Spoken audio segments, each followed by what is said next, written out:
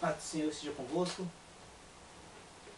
Eu só estou aqui essa noite para poder cobrir nossa irmã Bia, pois, como já foi falado, ela está com problemas profissionais e acadêmicos e não conseguiu enviar o vídeo.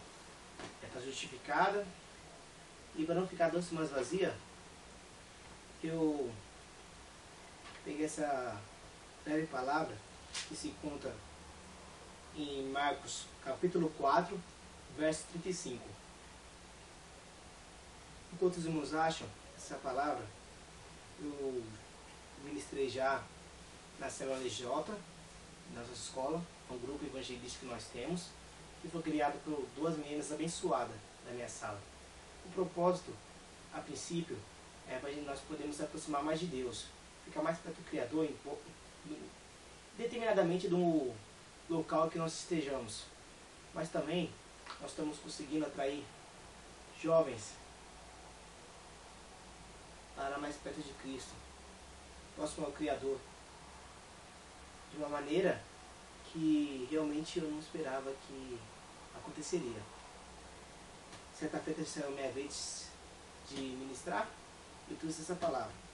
E recentemente no culto dos jovens também. E eu gostaria de transmitir aos irmãos. Eu tenho outras palavras específicas, só que eu senti de passar essa para vocês também.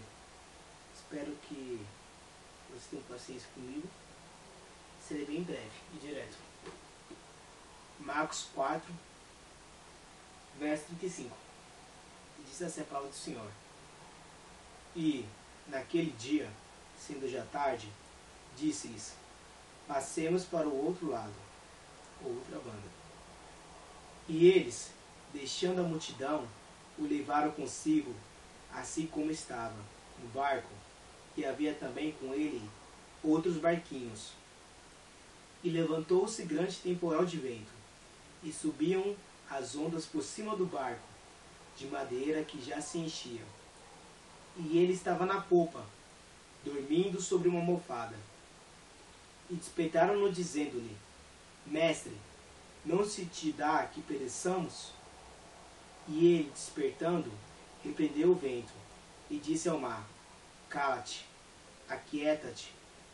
E o vento se aquietou, e houve grande bonança.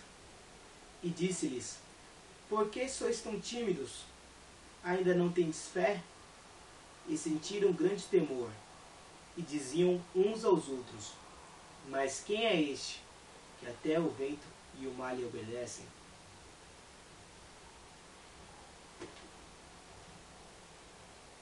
Nessas circunstâncias, irmãos, Jesus já tinha terminado sua missão nessa determinada cidade onde ele se encontrava.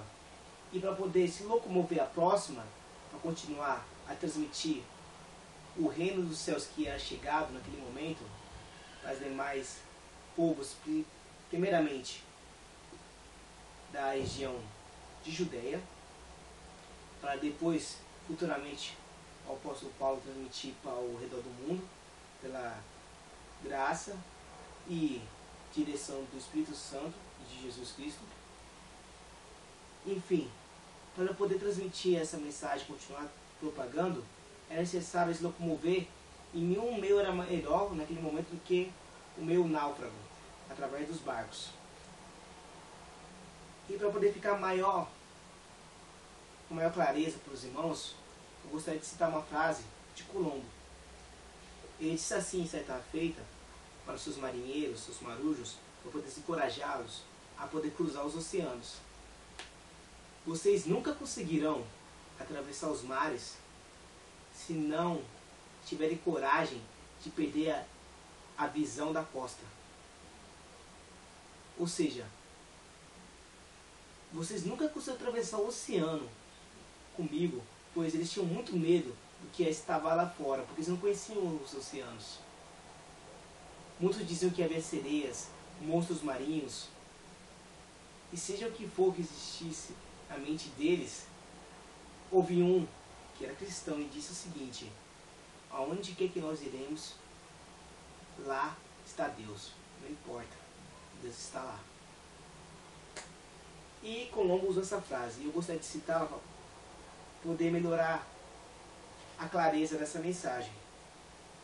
nós nunca conseguiremos atravessar os oceanos se não tivermos a coragem de não conseguirmos mais obter a visão da costa. Onde é a costa? Onde é o cais? Onde nós localizamos? Eu posso trazer no âmbito espiritual, sendo a nossa vida corriqueira. Os nossos costumes, a maneira que nós vivemos, a maneira humana, dos nossos hábitos e hobbies que nós temos. Só que Jesus disse que aquele que quer vir após mim, negue-se a si mesmo e tome todos os dias sua cruz. Todos os dias, não é um dia apenas. Todos os dias nós temos que levantar pela manhã, tomar nossa cruz e seguirmos a Cristo. Só que nós somos peregrinos, ou seja, andantes em terra estranha. Só que embora nós caminhemos uma terra estranha, e eu simbolizando agora o mar, ou nossa vida fosse um barco, um mundo, um oceano, e nossa carne um furacão. Embora nós nos encontramos muitas vezes nessa situação, saiba que nós temos um norte. Esse é Cristo, nosso Salvador, nosso Redentor, o qual possui o prêmio e o galadão da nossa futura vida eterna lá no céu. E nós prosseguimos olhando para Ele. Ele é nosso alvo, Ele é nosso norte, assim como foi dito pelo apóstolo São Paulo. Então, irmãos, prosseguindo. Primeira coisa, para um cristão seguir a Cristo, tomar sua cruz e deixar a costa, entrar no oceano e seguir os mares, até perdemos a visão do cais, seguimos rumo a Cristo. Só que tem um porém. Cristo falou que no mundo nós teríamos aflições, mas Ele também disse: tende bom ânimo, eu venci o mundo, vós vencereis também. Aleluia. E para ficar melhor compreensão ainda, eu gostaria de citar uma frase dita por Davi, que se encontra em Salmos 11, verso 3. Davi disse isso, e muitas vezes essa pergunta de Davi pode ser a nossa. Quantas vezes não foi nossa essa pergunta dele? Salmos 11, verso 3. Se forem destruídos os fundamentos, que poderá fazer o justo?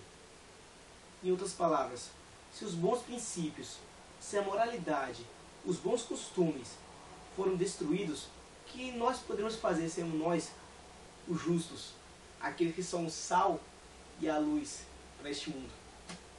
Se nossos amigos, se nossos parentes, se nossos colegas, seja até nossos irmãos, transgredirem, o que nós faremos sendo nós justos? Qual é a nossa atitude? E o mais interessante é que Davi não responde esse questionamento com uma resposta. Mas como assim, Lucas? Vou explicar para você, Carlos. Ele responde essa pergunta com uma declaração, uma afirmação, estando convicto da resposta, dizendo o seguinte, próximo versículo: o Senhor está no seu santo templo, o trono do Senhor está nos céus, os seus olhos estão atentos, e as suas pálpebras provam os filhos dos homens. O que ele quis dizer aqui, Davi? Ele está dizendo primeiramente que o trono do Senhor está nos céus, ou seja qual for a circunstância, Deus em cima está. Seja qual for a luta, Deus por cima está. Ele ainda não perdeu o controle. O universo está seguro em sua mão. Ele ainda comanda. Ele não perdeu o controle. Embora qual seja terrível e lastimável a situação do nosso mundo que vivemos, Deus ainda está no controle. Embora o Brasil possa estar vivendo uma crise, Deus está no controle. Embora nossa situação, nossa visão humana vai no de mal ao pior, Deus está no controle. Tenha certeza disso. Afinal, a própria palavra diz o seguinte: o justo viverá da fé. O que é a fé? Eita, Abre sua Bíblia. Hebreus 11.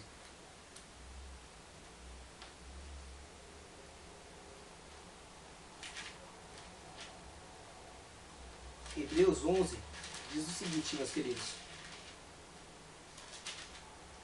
Ora, a fé é o firme fundamento das coisas que se esperam e a prova das coisas que se não veem. Ou seja, o firme fundamento. Algo que tem base. Aleluia. E a prova, ou seja, a certeza daquilo que não vemos. A fé é a luz que nós seguimos, embora não chegamos. É nossa bússola. Embora nós não conseguimos localizar o norte, mas pelo Espírito Santo. Aleluia. Pelo tema de nosso espírito, que vai até o Espírito Santo, que chega até as profundezas de Deus, nos direciona, nos consola, nos guia, nos orienta, nos instrui, nos alimenta, para podermos seguir essa caminhada. Sabe que pão não vai faltar, porque Jesus é o pão da vida. Sabe que água não vai faltar, porque a fonte de água viva nascerá naqueles que aceitaram Cristo e voltará até a vida eterna. Aleluia. Ou seja, Jesus está em cima de tudo. Por cima Ele está. Qual é a nossa aflição então? Se nós os outros não estão seguindo como deve ser de exemplos. Olha, cita uma frase que eu gosto muito, que o meu professor diz muitas vezes, escola dominical, o irmão Ricardo abençoado, uma frase do Santo Agostinho. Pregue em todo o tempo, e se necessário, com palavras. Sua vida é um exemplo. Os olhos do Senhor estão atentos. Suas pálpebras provam o Filho dos Homens. Ninguém escapa da visão de Deus. Deus está vendo. Ah, mas tem escândalo em todo canto. O que eu faço? Bíblia fala, é necessário que venham os escândalos, porque Deus profetizou isso. Deus sabia o que ia acontecer. Não é uma determinação que vai acontecer porque Deus quer que aconteça. Deus sabia que ia acontecer porque Ele conhece o futuro, o passado e o presente. Ele é onisciente. E Ele sabia, mas Ele diz assim, e virá. Mas para que os fiéis se mostrem, através do escândalo, os fiéis permaneçam e sejam tidos como exemplo, dizendo assim, eu estou aqui, eu não faço parte disso. Assim Deus quer fazer na sua vida, meu querido. Fique firme. Deus está de olho em você, até nas ocultas. Ele observa os momentos de oração, os momentos de luta. Sabe que cada lágrima, que cada seu rosto é colhido. Aleluia. É colhido, ela não toca o chão. Um anjo vem com um recipiente. Aleluia. E esse recipiente, essa sacojova, desculpa, eu não lembro o nome desse recipiente, mas certo caso, anyway, seja de qualquer maneira, ele recolhe e leva até o Altíssimo, ou seja, a sua petição é ouvida por Cristo. Nada vos escapa dos seus olhos. Então está atento. Agora você pensa, tudo bem, eu vou ser exemplo. Meu Deus está acima de tudo. Mas será que ele não vê que as ondas estão por cima do meu barco? Que o mar está revolto? Que os ventos sopram tanto? Será que ele não vai ver que nós vamos perecer se ficarmos nessa situação? Cadê o quadro que não vira? Jesus está na polpa do seu barco dormindo. Essa polpa é como se fosse um quarto que fica no interior das navegações. Principalmente nas antigas. E ele está lá dormindo. Aí você pensa, por que Deus está dormindo? Porque as suas lutas, as minhas lutas, as nossas aflições não abatem a Deus, não atingem. Ele por cima está, como já foi dito. Deus em cima está. Nossas lutas não são nada para Ele. Todo poder foi dado no céu e na terra. O seu nome está acima de todos os nomes. Deus pode todas as coisas. Acredite nisso, porque nada é impossível para Deus. E é o que crê. Creia somente. O que eu faço? Estou crendo. A Bíblia fala também, clame a mim e responde-te. Os discípulos aflitos foram até Jesus e falou, Jesus, não te dá que pereçamos, vamos morrer. Jesus se levantou e falou, ora, não tem fé? Lembre, meu querido, tudo que Jesus fez com você até hoje. Será que ele vai te mudando no meio do caminho? Pode ter certeza que aquele que começou a boa obra é fiel de cumpri-la até o fim. Pode saber que a Bíblia fala que é melhor o final das coisas do que o princípio delas. E o final vai chegar na sua vida. Tende fé, tende paciência. Clame a Ele e Ele responderá. Ele anunciará para você grandes novas, grandes notícias. E Ele levantará do seu sublime trono, se for necessário, estenderá a mão ao seu socorro e dará ordem aos seus anjos para não tropeçar em nenhuma pedra. Porque Deus é um Deus presente, é Deus que é perto de nós, é um Deus de proximidade, não um Deus obstante. Ele só, mesmo que Ele pareça que esteja não ouvindo nossas orações, Ele está ouvindo, Ele está atento. Basta clamá-lo, Ele quer ouvir sua voz. E Ele se levantará, e basta apenas uma palavra do Altíssimo. Vento, mar, quieta-te. E tudo fez-se bonança. Pensando no vestibular? Quieta-te. Mágoa, aflição? Quieta-te. Desemprego? Eu abro portas. Seja o que for que aconteça, sua situação que eu não saiba, mas Deus sabe. Basta uma palavra. E tudo se dará bonança. Para poder encerrar, meus queridos. Salmos 34, verso 19. Pode meditar na sua casa. Muitas são as aflições do justo, mas o Senhor livra de todas. Que Deus abençoe e tenha uma ótima noite.